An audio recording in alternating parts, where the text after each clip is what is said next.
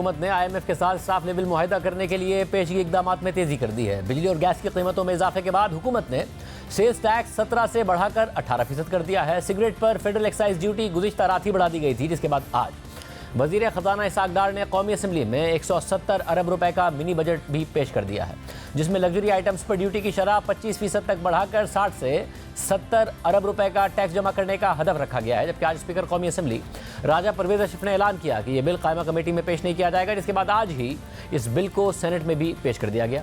आज के बजट में हुकूमत ने एक साथ सिगरेट, मशरूबात, electronics, mobile phones, laptops, luxury items, शादी की तकरीबात, एयर टिकट्स, सीमेंट और कई मुख्तलिफ कैटेगरीज में एक साथ टैक्स और फेडरल एक्साइज ड्यूटी में इजाफा कर दिया है।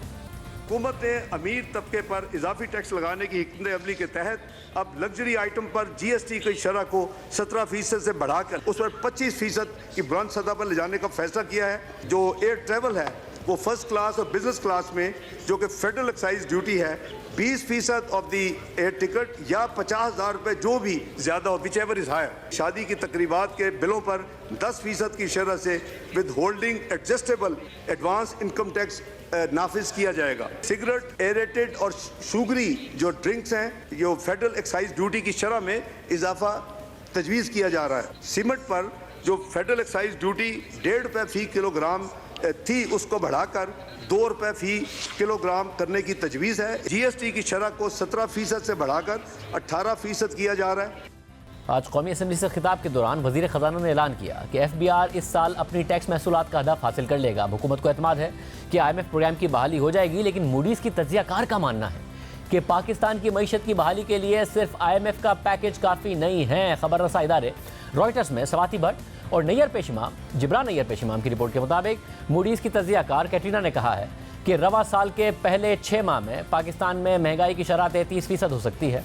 सिर्फ IMF के पैकेज से पाकिस्तान की मईशत बहाल होने का इम्कान नहीं है। मईशत की बहाली के लिए सिर्फ IMF का बेल आउट पैकेज काफ़ी नहीं है। पाकिस्तानी मईशत को मुसलसल और हकीकी तौर पर मजबूत और मुस्तकिल मुआशी मैनेजमेंट की ज़रूरत है। लेकिन एक ऐसे वक्त में जहां मुल्क के ज़र मुबादला के ज़खायर 3 अरब डॉलर से भी नीचे गिर चुके हैं और सिर्फ 2.5 हफ्तों की दरामदात के लिए काफ़ी हैं, वहाँ IMF प्रोग्राम के साथ साथ दोस्त ममालिक की भी इमदाद ज़रूरी है। उनके तरफ से इजाफी डिपॉजिट्स की ज़रूरत है, जिनकी अभी तक यकीन दहानी नहीं कराई गई है। दूसरी जानिब जैसे जैसे IMF प्रोग्राम के करीब जा रही है हुकूमत, वैसे वैसे इंटरबैंक और ओपन मार्केट में रुपए की कदर में बेहतरी आ रही है। इंटरबैंक में डॉलर 1 रुपये 96 पैसे सस्ता होकर आज 265 रुपये 38 पैसे का हो गया है, जबकि ओपन मार्केट में डॉलर 2.5 रुपये सस्ता होकर 268 रुपये 5 पैसे का हो गया है।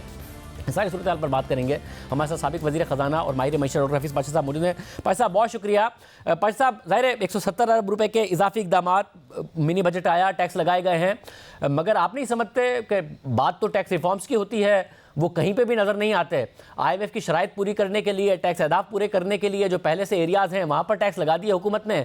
जहाँ रिफॉर्म्स हो सकते हैं, टैक्स रेट बढ़ सकता है, वो वैसा का वैसे छोड़ दिया।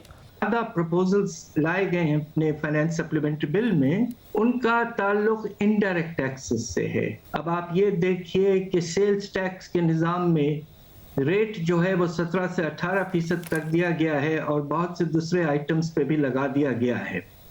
ये मैं समझता हूँ कि नामुनासिब है, इसलिए कि इनडायरेक्ट टैक्सेस का जो बोझ पड़ता है वो आखिर जाकर आम लोगों पर पड़ता है। अब आप ये देखिए कि चीनी, घी वगैरह ऐसे आइटम्स पर हमने ऑलरेडी टैक्स लगा दिया है। 400 अरब से ज़्यादा उनसे इन खाने पीने के आइटम से उठा रहे हैं, तो ये नामुनासिब था। बहुत ज़्यादा गुंजाइश है अभी भी आपके डायरेक्ट टैक्स निज़ाम में। आप उसमें जो आपने बेशुमार रिलीफ, रिबेट्स, कंसेशंस और लोअर टैक्स रेट्स रखे हुए हैं, उनको आपको तब्दील करना चाहिए था, इसलिए कि इस वक्त जो आम शहरी है वो बेचारे बहुत बुरी तरह से मुतासिर हो रहे हैं अफरात ज़र से। इसमें ख़तरा यह है कि ये 3-4 चीज़ें एक वक्त पे जो की गई हैं, इससे अफरात ज़र की रफ्तार नुमाया तौर पर और बढ़ जाएगी। किस हद तक एक्सपेक्टेड है? आपने 35% का नंबर दिया था, मूडीज़ भी 33% के आसपास इन्फ्लेशन देख रहा है। पेट्रोल डीजल एक्सपेक्टेड है कि 15 तारीख को मज़ीद 30 रुपये से ऊपर महंगा हो सकता है। बिजली गैस की कीमतें बढ़ चुकी, सेल्स टैक्स में इजाफा होने जा रहा है। कहाँ जाके महंगाई रुकेगी? मेरा अंदाज़ा इससे कुछ ज़्यादा है। मैंने पहले भी इन एंटिसिपेशन इस पर हमने रिसर्च किया और हमारा अंदाज़ा यह है कि कम अज़ कम 35% हो जाएगा और बहुत तेजी से हो जाएगा, इसलिए कि जो नामुनासिब चीज की गई है वो ये है कि एक वक्त पर सारे इक़दाम लिए गए हैं, जबकि ये जो प्रोग्राम सितंबर के बाद आपके पास 3 महीने थे, आप कम से कम उस वक्त तो एक आहिस्ता आहिस्ता सब करते ताकि एक वक्त पर सारा बोझ ना पड़ जाए।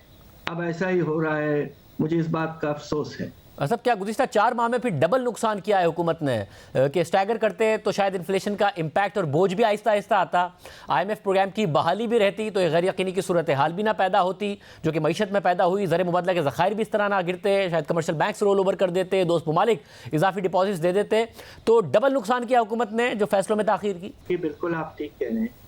ये मैं समझता हूँ विद ऑल ड्यू रिस्पेक्ट हुकूमत की नामुनासिब पॉलिसी थी कि उन्होंने तकरीबन अक्टूबर के बाद से कुछ भी नहीं किया, और अब आप देखिए कि कितने अरसे से हमारे गैस के निर्खों में इजाफे की ज़रूरत थी, वो पेंडिंग रखा गया। ऐसे बहुत से पॉलिसीज थे, एक्सचेंज रेट पॉलिसी को आर्टिफिशियली लो रखा गया और उसके नतीजे में इंपोर्ट की डिमांड बढ़ गई, तो उसकी वजह से एलसीज को खोलने का सिलसिला आपने बंद कर दिया, उससे सनती पैदावार को नुकसान हुआ है। अब आपको मैं बड़ी इंटरेस्टिंग बात बताता हूँ कि एक बड़ी अच्छी खबर आई है, आज के जो इंडस्ट्रियल प्रोडक्शन के फिगर्स आए हैं, बड़ी खुशी की बात यह है कि फर्नीचर के जो इंडस्ट्री है उसमें 600% इजाफा है। माशाल्लाह, लग ये रहा है कि लोग बैठना पसंद कर रहे हैं ज्यादा। इसको अगर आप निकाल दें तो आपके सनती पैदावार में 5% से ज्यादा कमी आ चुकी है। मतलब मगर इन तमाम इकदामात के बाद ज़ाहिर है महंगाई का एक बहुत बोझ पड़ेगा आवाम पर, एक गैर यकीनी की सूरत हाल अलग पैदा हो गई मईशत में। मगर अब IMF का प्रोग्राम बहाल हो जाता है तो हम खतरे से निकलेंगे या नहीं निकलेंगे? क्योंकि मूडीज़ की इकॉनमिस्ट का कहना है कि IMF प्रोग्राम की बहाली के बावजूद पाकिस्तान पर खतरा रहेगा, तो फिर खतरे से कैसे निकलेंगे? देखिए, जो हैरत अंगेज बात है कि पाकिस्तान सितंबर से IMF के प्रोग्राम में है और उसके बावजूद ये 3 क्रेडिट रेटिंग एजेंसीज जो है, स्टैंडर्ड, मूडीज और आपके फिच, इन्होंने हमें मुसलसल हमारी रेटिंग गिराते रहे हैं और अब तो फिच ने हमें तकरीबन डिफॉल्ट रेटिंग पे लेके चले गए हैं।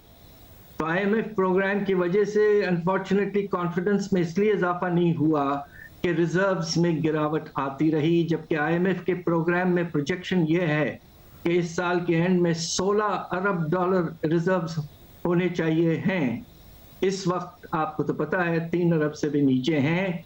IMF प्रोग्राम फिर से अगर शुरू हो जाता है, 9th रिव्यू कंप्लीट हो जाता है, बोर्ड में अप्रूवल हो जाता है और 1.2 अरब डॉलर मिल जाते हैं, तो उससे कुछ पैसे की फ्लो में इजाफा होगा। मगर मुझे अफसोस से फिर कहना पड़ता है कि हम मुश्किलात और ख़तरों से अभी भी नहीं निकल पाएंगे। अच्छा, एक तरफ पहले ही हम देख रहे हैं कि लार्ज स्केल मैन्युफैक्चरिंग का क्या हाल है, फिर दूसरी तरफ शरह सूद पहले इतनी बुलंद है, मगर अगर महंगाई जाती है 35% पर तो अभी से इतलात आ रही है कि IMF का ये भी दबाव है कि स्टेट बैंक शरह सूद भी और ज़्यादा बढ़ाए। अगर इतनी बुलंद तरीन सतह पर शरह सूद हो, इतनी बुलंद सतह पर इन्फ्लेशन हो, तो क्या इकोनॉमिक एक्टिविटी या बिजनेस एक्टिविटी रह जाएगी पाशा साहब? इस वक्त आपका जो मशीनरी की इंपोर्ट है वो 30-35% कम हो चुकी है। प्राइवेट इन्वेस्टमेंट बहुत बुरी तरह से मुतासिर हुआ है और अब पोजीशन ये है कि प्रोडक्शन, आपने देखा कि मेरा अंदाज़ा ये है कि सनती पैदावार में 5% कमी आ चुकी है और अब जो इतने बेशुमार किस्म के सख्त इक़दाम किए गए हैं। अब आपको मैं एक चीज़ बता दूं कि श्रीलंका का शरह नमू पिछले साल -11% रहा है। खुदा न खास्ता ऐसी सिलसिला हमारे यहाँ भी ना शुरू हो जाए। वैसे मगर खुदा न खास्ता ये डिफ़ॉल्ट की सूरत में होगा या डिफ़ॉल्ट के बगैर भी आपको लगता है कि इस किस्म की सूरत हाल हो सकती है और IMF का प्रोग्राम अगर बहाल हो जाए तो शायद हम बच जाएं? मेरा नहीं ख्याल है कि डिफ़ॉल्ट के बगैर खुदा न खास्ता हम 11% गिरेंगे, मगर देखिए बात यह है कि अब तो हमारी रेटिंग्स तकरीबन डिफ़ॉल्ट के लेवल पे करीब लाग लिया है, खासतौर पे फिच ने। तो मनफी तो मेरा अंदाज़ा ये, हालांकि वर्ल्ड बैंक कह रहा है कि 2% पॉजिटिव होगा, मगर हमारा अंदाज़ा ये है कि मैंने जो लिखा है बिजनेस रिकॉर्डर में कि मनफी -1 कम से कम होगा। अब शायद खतरा ये कि थोड़ा और भी गिर जाए।